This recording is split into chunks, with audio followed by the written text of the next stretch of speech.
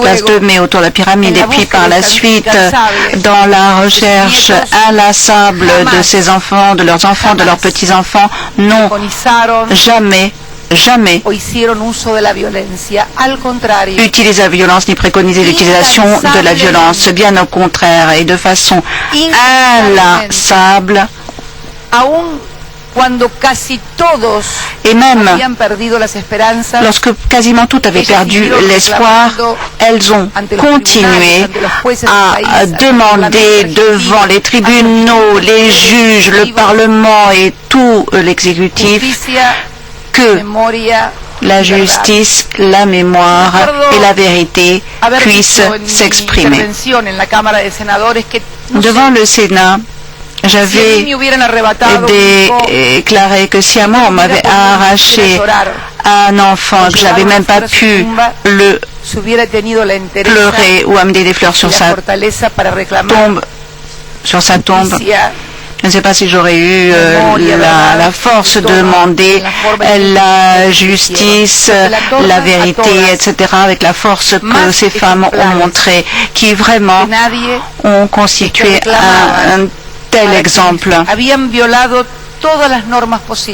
Les normes, toutes les normes avaient été violées. Il y avait eu des tortures, des disparitions. Elle ne demandait malgré tout cela pas que vengeance soit faite, mais que justice soit faite, et simplement que le droit et la loi s'appliquent. Et je crois que c'est justement cela qui distingue et caractérise ces femmes. Elles ont non seulement réussi à retrouver cette identité, mais elles ont pu de façon indéfectible continuer et sans tomber dans les travers de la condition humaine qui sont souvent justement ces bas instincts de vengeance ou de vouloir faire justice soi-même. Rien ne saurait être plus éloigné de ces femmes qui semblaient toutes fragiles, certaines même dont on avait dit qu'elles étaient des folles. C'est ainsi qu'on en parlait dans les années 70. Et ce sont pourtant les plus sages, les plus rationnels qui aient pu exister. Et c'est pour cela, pour cet esprit de raison, cette logique et cette humanité qui les caractérise, qu'aujourd'hui l'UNESCO le remet ce prix pour la recherche de la paix à donc l'association des grands-mères de la place de Mai et à leur représentante Estela Barnes de Carlotto. Et je voudrais adresser tous mes remerciements aux membres du jury et également vous dire à vous tous qui êtes ici réunis que l'Argentine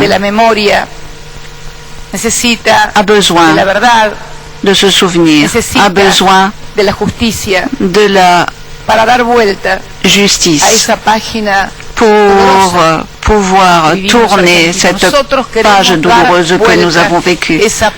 Nous voulons tourner cette page de souffrance. Nous voulons retrouver les enfants, les petits-enfants que nous n'avons pas encore pu retrouver, et nous voulons finalement que cette justice soit faite et qu'elle soit rendue à tous ceux qui la demandent. C'est la raison pour laquelle aujourd'hui il y a ce sentiment d'ambivalence que nous ressentons, je l'ai déclaré déjà hier, qui est celle que l'on ressent lorsqu'on reçoit un prix. On se dit, je ne le mérite pas, je n'ai rien fait d'exceptionnel, je n'aurais pas dû le recevoir ce prix. Mais vous savez, l'histoire, moi, je ne l'ai pas écrite seule, personne ne l'écrit seul. Et je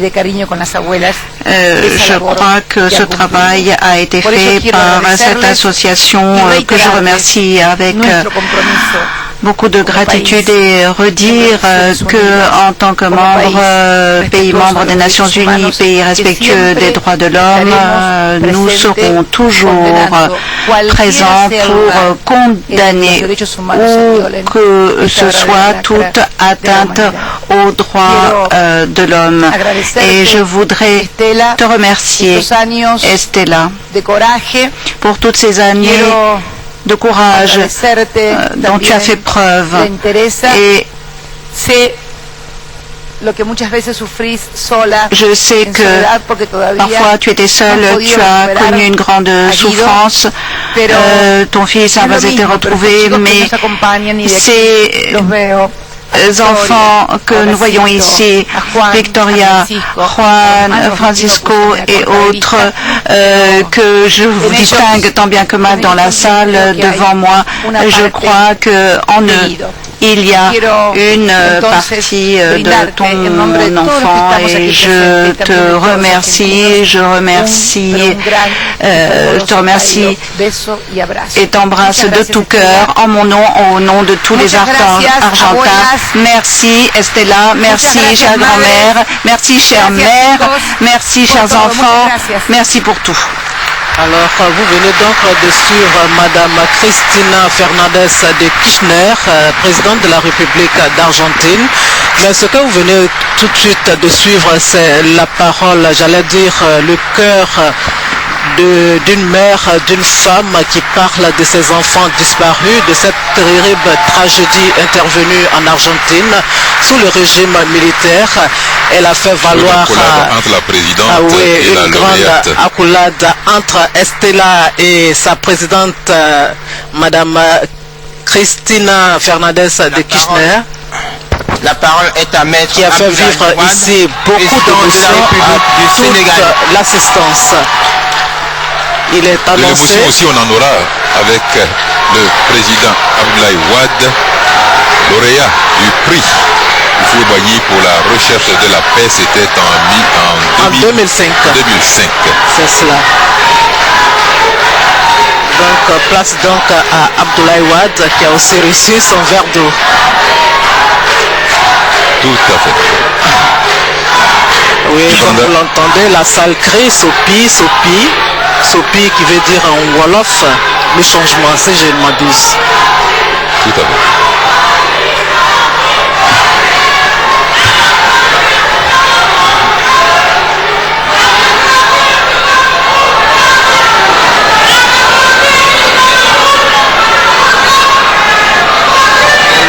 D'accord, on a entendu les chefs d'État laisser le gouvernement parler.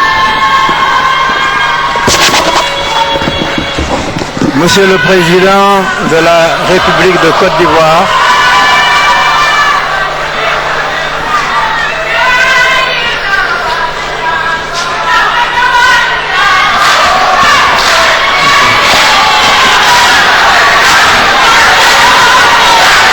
Le prix Félix Houphouët-Boigny pour la recherche de la paix est un prix international tiré par l'UNESCO. Merci. Je parle d'un Africain. Vous comprendrez que les cérémonies de remise prennent les couleurs et les sonorités africaines. N'est-ce pas? Les femmes, c'est la touche africaine. Ah oui. Monsieur le ministre français de la Justice, Monsieur le Président de la Conférence générale,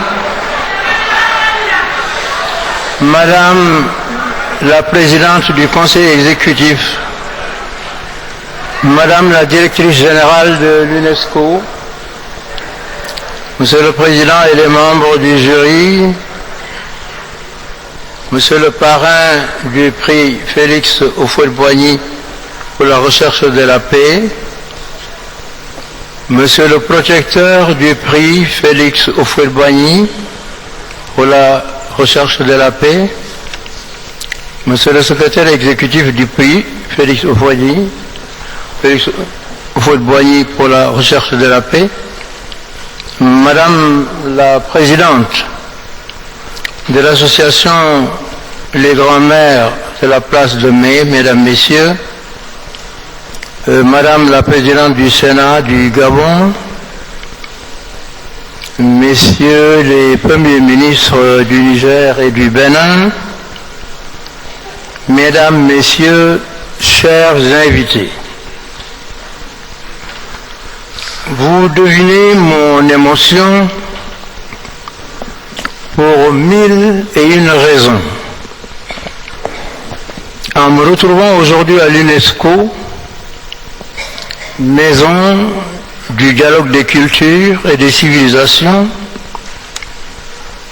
maison de l'éloge de l'éducation et de la sublimation de la paix.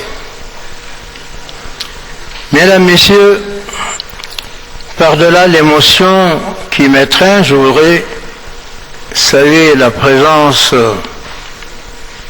du protecteur du pays, M. Henri Konan Bédié, ancien président de la République de Côte d'Ivoire, qui veille jalousement sur le précieux legs que nous a laissé l'un des plus grands humanistes de l'époque contemporaine, j'ai nommé le président Houphouët-Boigny. Je voudrais saluer aussi le parrain du prix, le président Abdou Diouf, ancien président du Sénégal, aujourd'hui secrétaire général de l'Organisation internationale de la francophonie. Monsieur Abdou Diouf, que je considère comme l'émanation même de la culture de la paix, qui est une culture bien sénégalaise. Culture à laquelle il a consacré des efforts remarquables en vue d'en assurer la promotion. Mesdames, Messieurs, sans la présence de M. Alassane Dramane Ouattara,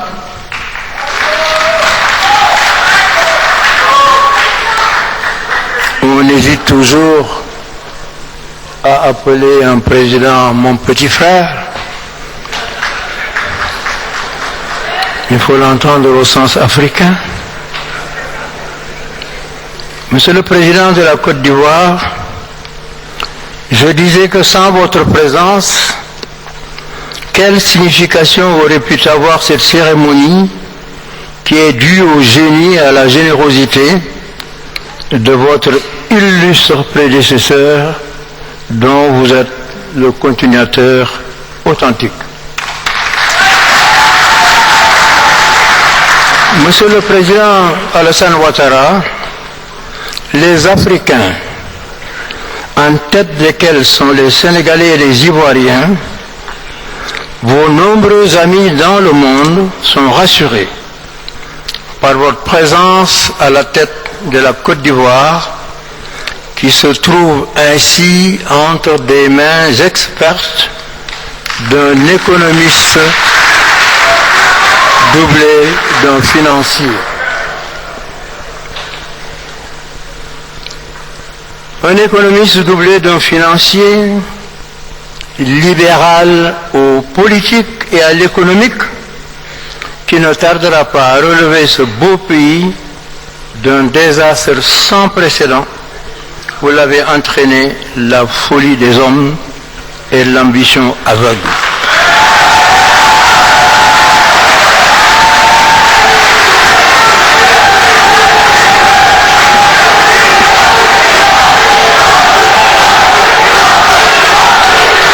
Nous ne doutons pas que bientôt la Côte d'Ivoire retrouvera sa place au sein du leadership continental grâce à sa jeunesse dont nous constatons ici la détermination. Mesdames, Messieurs,